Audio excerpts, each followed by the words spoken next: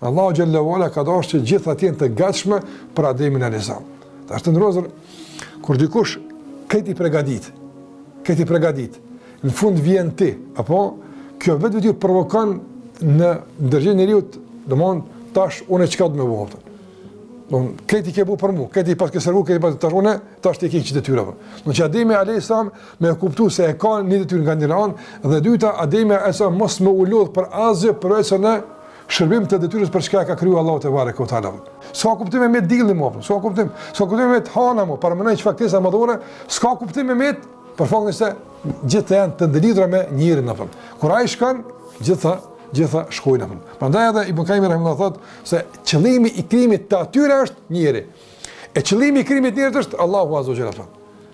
Dhe njëri kur se kupton kët, lat pastaj bjen në binar të rrjedhave të realizimit të qëllimit për çka është krijuar. Po huqja e kësaj të ndonëse ka bënë që ti shërben atyre që Allahu i ka krijuar për të shërbyer një njeriu të apo. Ti japet mas dunjas, e sa është krijuar për njerin dhe ka më shkatru kur nuk është njeri më. Kjo është mendim shumë interesant të ndronëse që na vëdëson për rolin, për rëndësinë që kemi, për domthon pozitën që kemi tek Allahu te barekuhu teala. Ti shkel mi tokë të nëshuar për ty. Ti lundron bidetit të nëshuar për ty. Ti fluturon në qiell aftën të mundsuar nga Allahu për ty. Gjithçka për ty apo. Madje edhe zot që realisht lëvizin mbi kokat tona janë për neve. Për çfarë arsye? Për të marrë mësim se Allahu që fuqi e ka. Apo gjithçka që ti të ushqesh me bindje të mjaftueshme që të vazhdosh rrugtimin drejt realizimit të qëllimit për çka Allahu të ka krijuar apo. Njeriu ku e më vlerën? E më vlerën tek betejë aty për kohën e mirë apo. Dhe ne si musliman sa më tepër kemi betejë për ta dominu anën ndryshme në anë me mbind anën e errët, me dominu pjesën që kemi si me lajket, apo për ta dominu mbi pjesën që kemi sigurisht prilë me kon shejtan Allah na rujt, që to është ajo realisht vlera jona. Që to është vlera jona. Don këtë botë tash mbledhen ty apo. Këtë është në ty.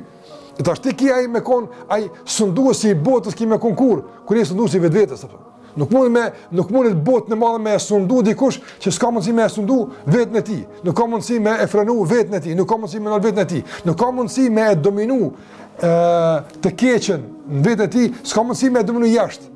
Dominimi dhe përsia e njeriut dhe pushtetit i fillon nga brendia ti.